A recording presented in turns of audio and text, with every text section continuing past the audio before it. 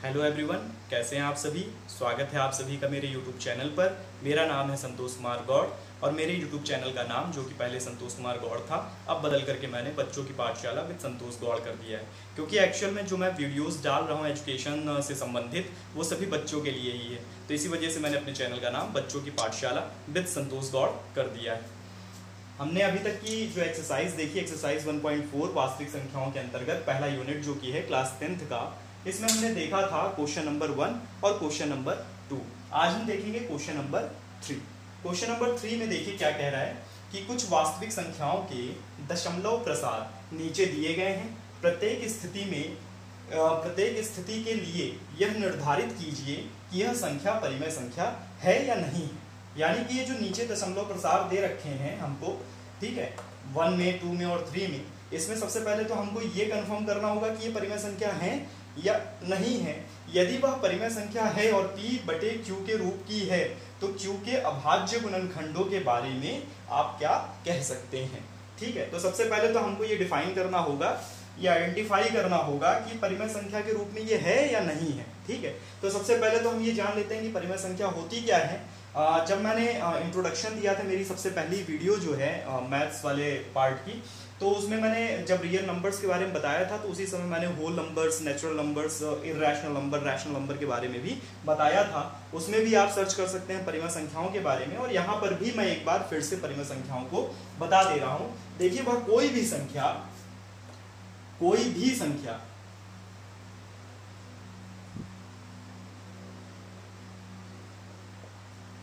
जिसे हम P बटे Q के रूप में लिख सकते हो, ऐसी कोई भी संख्या जिसे हम P बटे Q के रूप में लिख सकते हो, और यहाँ पर जो Q बराबर होता है वो 0 नहीं होना चाहिए। ठीक है, कोई भी ऐसा नंबर जिसको हम P बटे Q के रूप में लिख सकते हो, वो Q जो हो वहां पर, जो इसका हर है, Q क्या होगा, यहाँ पर हर होगा। ठीक है, तो ये जो डिनोमिनेटर है या हर है, इसको ये Q 0 के बराबर नहीं होना चाहिए, तो ये परिमेय संख्या कहलाएगी। और साथ ही यहाँ पर एक और चीज ध्यान में रखने वाली होती है कि जो P और Q है, यह एक इनके जो गुणनखंड होंगे वो सह अभाज्य होंगे, या ये जो संख्याएं हैं ये सह अभाज्य संख्याएं होंगी।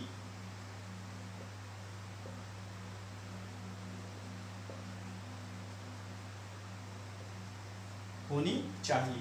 अब सह अभाज्य संख्याएं क्या होती हैं, जैसे देखिए मैंने यहाँ पर लिख दिया 2/3 या लिख दिया 7/9। ठीक, अब यहाँ पर क्या हो रहा है कि ये दोनों आपस में नहीं कट सकते, 7 और 9 भी आपस में नहीं कट सकते। यानी कि अगर हम बात करें तो जो इन संख्याओं का उभयनिष्ठ गुणनखंड होगा, इन संख्याओं का जो उभयनिष्ठ गुणनखंड होगा वो क्या होगा,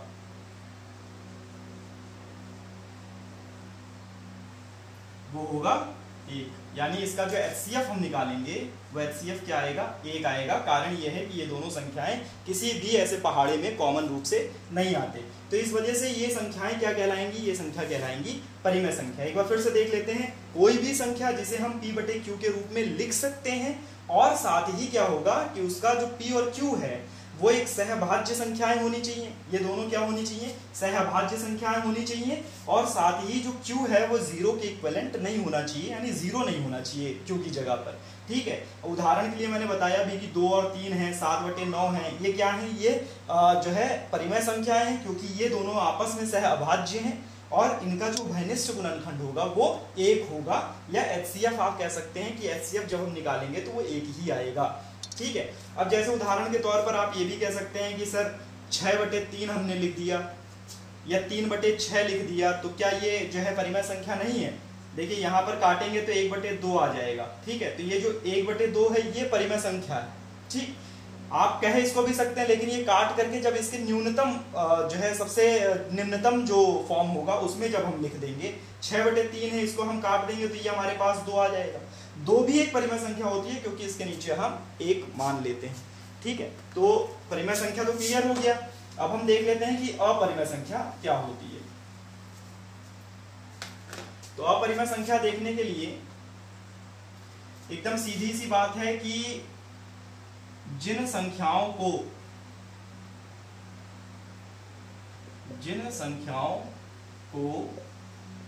P/Q के रूप में नहीं लिखा जा सकता,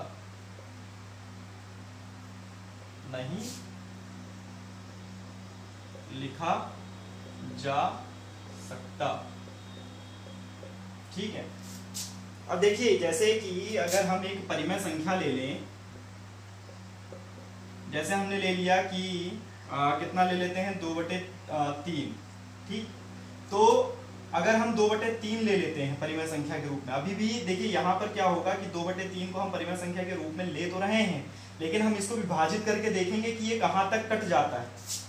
ठीक है, जैसे 2/3 को अगर हमने काटना स्टार्ट किया तो 0 कितना आ जाएगा 3 18। अब ये 6 कंटिन्यू आता चला जाएगा, तो क्या होगा, ये हम इसको इस तरह से लिख सकते हैं 0.6 के ऊपर बार, यानी ये क्या हो जाएगा, पहली चीज तो ये अशांत हो जाएगा और दूसरी चीज ये आवर्ती हो जाएगा।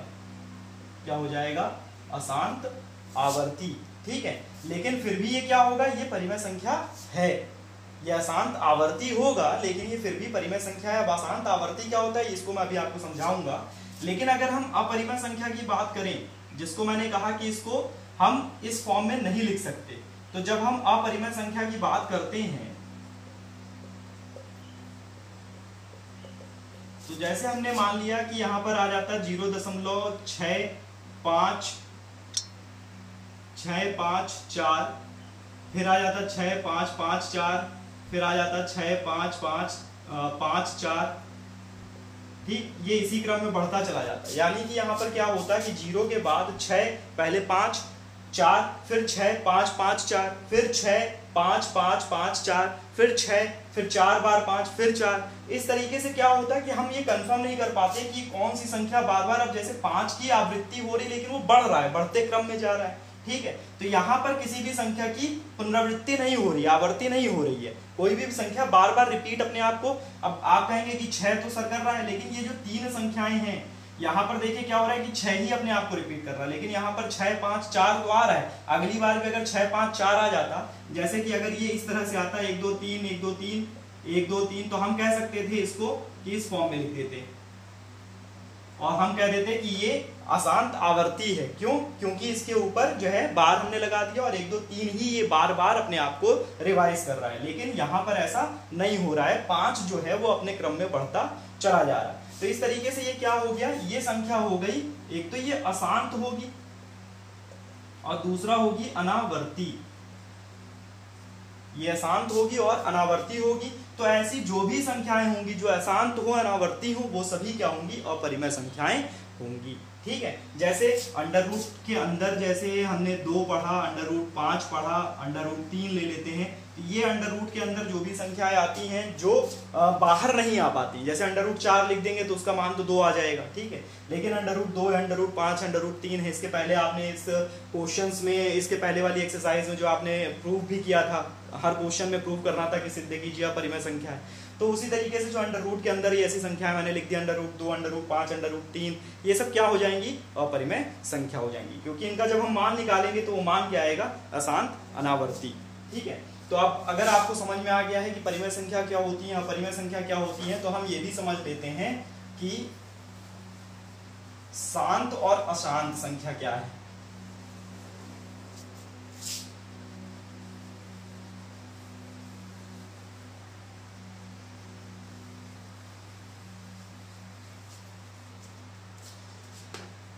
तो देख लेते हैं, शांत और, शांत नहीं बोलेंगे, शांत बोलेंगे, शांत,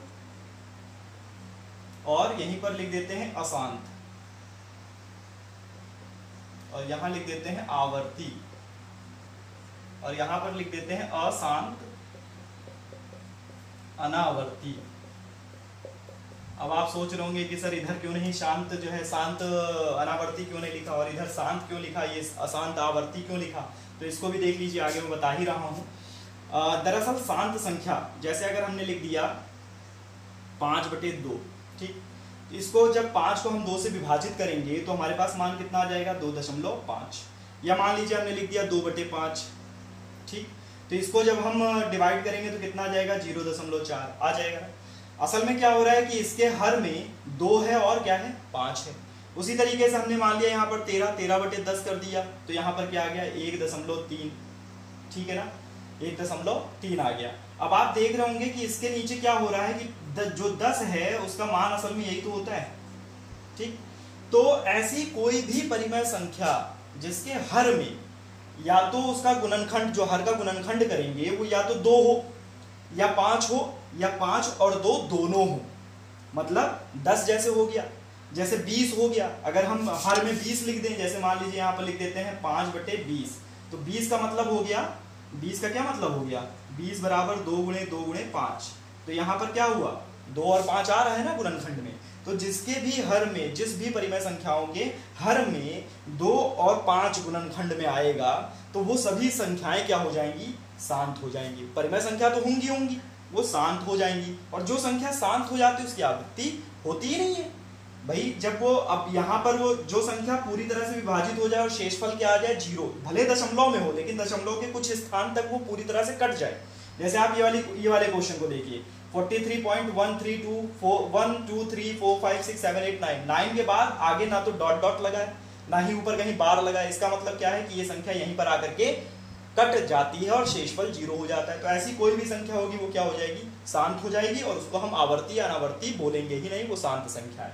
अब हम बात करते हैं अशांत अनावर्ती। जब संख्या अशांत होगी तो वो 2 तरह की हो सकती है, या तो आवर्ती हो सकती है या अनावर्ती हो सकती है। यहीं पर मैं ये भी बात स्पष्ट कर दूं कि अगर वो अशांत आवर्ती है तो वो परिमेय संख्या होगी, अगर वो अशांत अनावर्ती है तो वो अपरिमेय संख्या होगी। ये पहचान करने का सबसे अच्छा तरीका भी है। अब यहीं पर हमने लिख दिया, जैसे मान लीजिए कि कितना लिख दें, 1/3 लिख दिया। अब जब 1/3 लिखा तो क्या होगा, 0.33333 ये कंटिन्यू आता जाएगा, ये इनफाइनाइट तक 3 ही रहेगा, ठीक। तो इसको हम लिख देते हैं 0। अब यहाँ पर या तो हम ये ऐसे बार लगा देंगे, ठीक, ऐसे डॉट डॉट डॉट लगा देंगे, जिससे पता चलेगा ये 3 कंटिन्यू है। और जो है दूसरी चीज हम क्या करते हैं, 3 के ऊपर बार लगा देते हैं, 0.3 के ऊपर बार लगा देंगे, जिससे ये कंफर्म हो जाएगा कि ये क्या है, आवर्ती है। अब आवर्ती है तो इसका मतलब ये अशांत है, ये पूरी तरह से कटेगी नहीं, कभी भी नहीं कटेगी, कंटिन्यू 3 की आवर्ती होती रहेगी। जैसे अभी मैंने इसके पहले वाले क्वेश्चन में भी किया था, ठीक है। उसी तरीके से जो है 2/3 अगर हम लिख दें तो यहाँ पर भी देखिए 0.666 कंटिन्यू आ रहा था, तो हमने इसको लिख दिया 0.6 के ऊपर बार।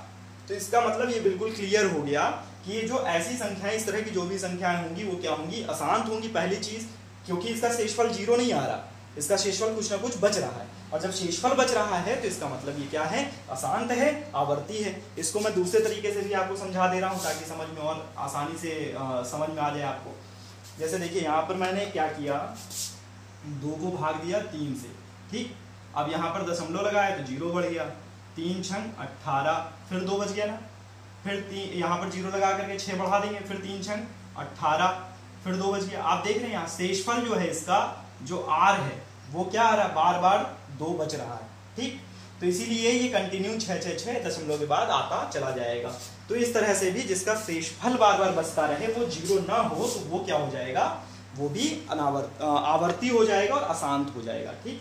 अब हम पढ़ते हैं अशांत अनावर्ती। अब ऐसी संख्याओं में क्या होगा कि ऐसी संख्याएं क्या होंगी कि जैसे मान लीजिए कि हमने P और Q लिख दिया, P और Q लिखने के बाद जब हम इसको भाग देना शुरू करते हैं, ठीक, P से Q को जब हम भाग दे रहे हैं तो क्या होगा कि पहली चीज तो पहचानने का तरीका ये है कि इसके बाद जैसे मान लीजिए 1 2 3, फिर 1 1 2 3, फिर 1 1 1 2 3, फिर 1 1 1 2 3, इस तरह से अगर ये आता जा रहा है, ठीक। तो इसमें हम ये कंफर्म ही नहीं कर पाएंगे कि ये कौन से संख्या की भाई 1 2 3 सबसे पहले आया, तो इसी की आवृत्ति अगर बार बार होती रहती तो हम कहते हैं कि ये अशांत आवर्ती है। लेकिन यहाँ पर 1 2 3 के अलावा बार बार 1 1 जो है बढ़ता चला जा रहा है, 1 2 3, फिर 1 1 2 3, फिर 1 1 1 2 3, फिर 1 1 1 1 2 3, इस तरह से आ रहा है।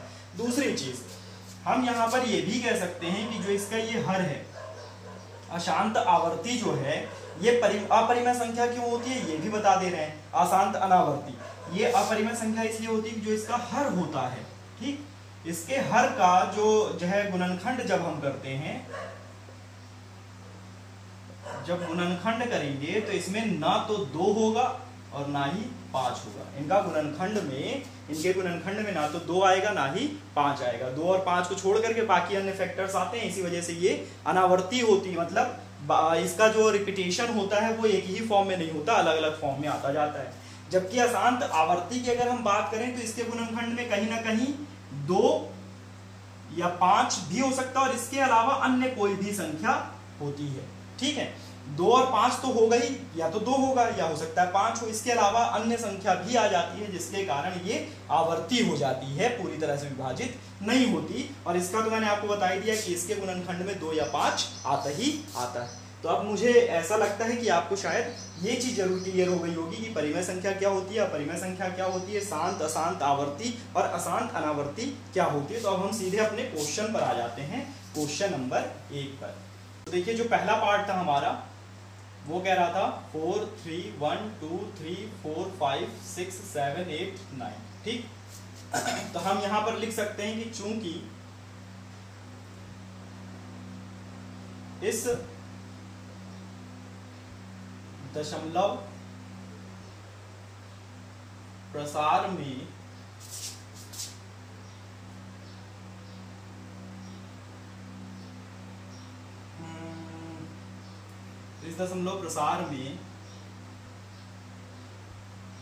संख्या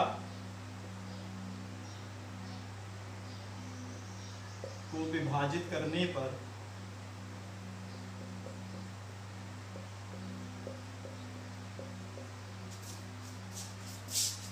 इसको थोड़ा सा मैं वो कर, तो इसका देखिए पहला वाला जो है हम देखते हैं कि 4 3 1 2 3 4 5 6 7 8 9।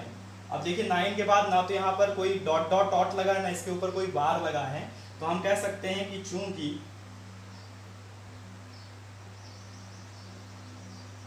इस संख्या का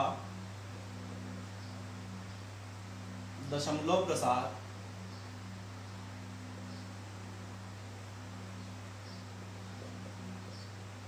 शांत है,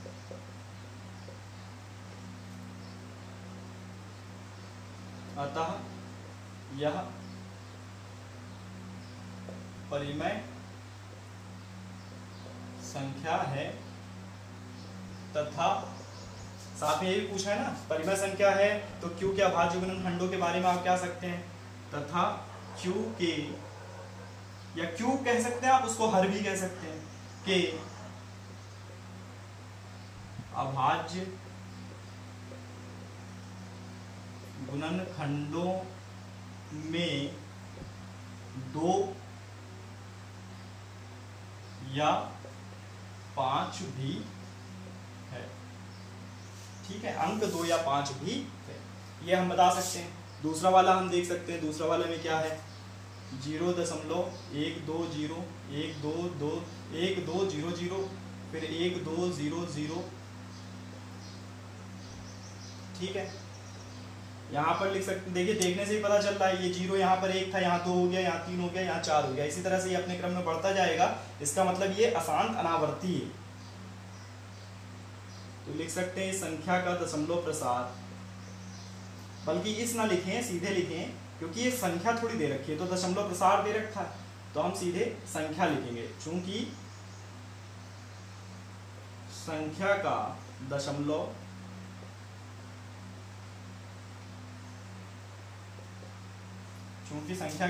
प्रसार अशांत है, क्या है, अशांत है, अशांत एवं अनावर्ती है, अनावर्ती है, अतः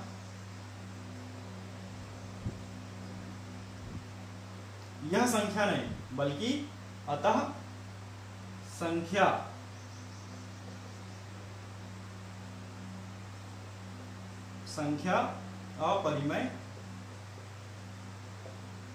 अपरिमेय संख्या है एवं Q के अभाज्य गुणनखंडों में 2 अथवा 5 दोनों ही नहीं है। ठीक है ना भाई, इसमें ना तो 2 होगा ना 5 होगा, इसी वजह से ये अनावर्ती है। तीसरा वाला देख लेते हैं। तीसरा वाला कह रहा है 4 3.1 2 3 4 5 6 7 8 9 और इसके ऊपर बार लगा दिया। इसका मतलब है कि इसके बाद से देखिए इसका मतलब क्या होगा, 1 2 3 4 5 6 7 8 9 1 2 3 4 5 6 7 8 9 और इसी क्रम में ये बार बार आगे आता जाएगा। 9 के बाद फिर से 1 से रिपीट करेगा। ठीक, तो क्या हो रहा है कि एक निश्चित संख्या के बाद पूरी संख्या फिर से रिपीट हो रही है। तो इस वजह से हम लिखेंगे कि चूंकि संख्या का दशमलव प्रसार अशांत आवर्ती,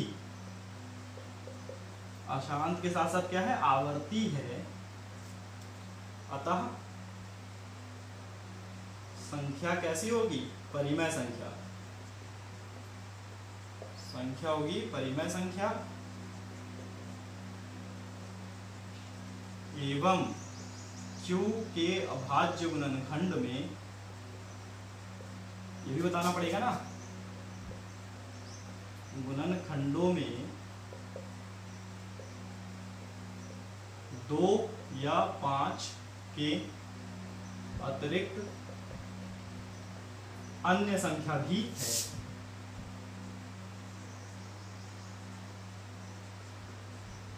अन्य संख्या लिख सकते हैं, अन्य अंक लिख सकते हैं।